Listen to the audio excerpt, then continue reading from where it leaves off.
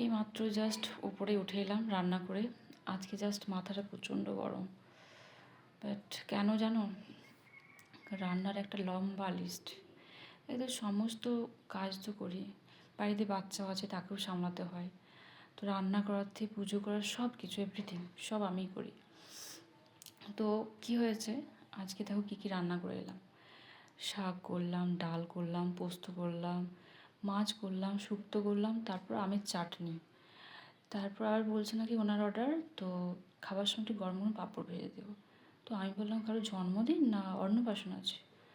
তো উনি বললেন যে না, আজকে খেতে ইচ্ছে হচ্ছে আমার, বানিয়ে দিও। মানে অর্ডার, মানে আমাদেরকে শুনতেই হবে ওনার অর্ডার, উনি বলেছেন। না ইয়ে করলেই তো মুখ ফুলে যাবে। তো আমি জাস্ট আমি ঠিক আছে, তো কথা বেশি বাড়ালাম না, তো উপরে চলে এলাম। তো মানে কী লেভেলের এরা, মানে জাস্ট ভাবা যায় না। কিছুদিন আগে কী হয়েছে জানো তো, তো আমি দিদির বাড়ি গেছিলাম। তো দিদির বাড়ি থেকে আমি ফোন করলাম যে খাবার বানানো হয়ে গেছে সন্ধ্যের সময়। তো বলল যে না না, দিনের রান্না আছে, খেয়ে নেবো। তারপর রাত্রে বললাম যে রুটি রুটি করেছেন? তো বললো না না, ভাতে মুড়িতে খেয়ে নেবো।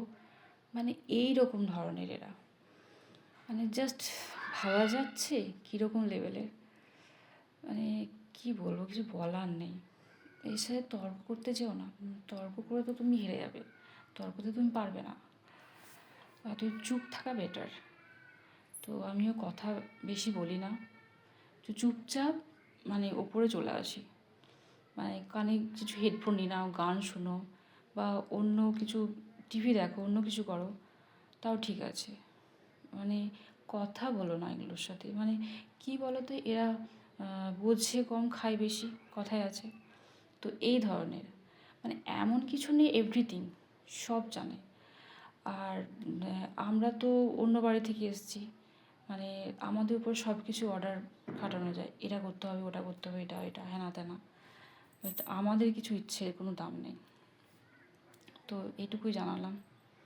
ঠিক আছে, চলো।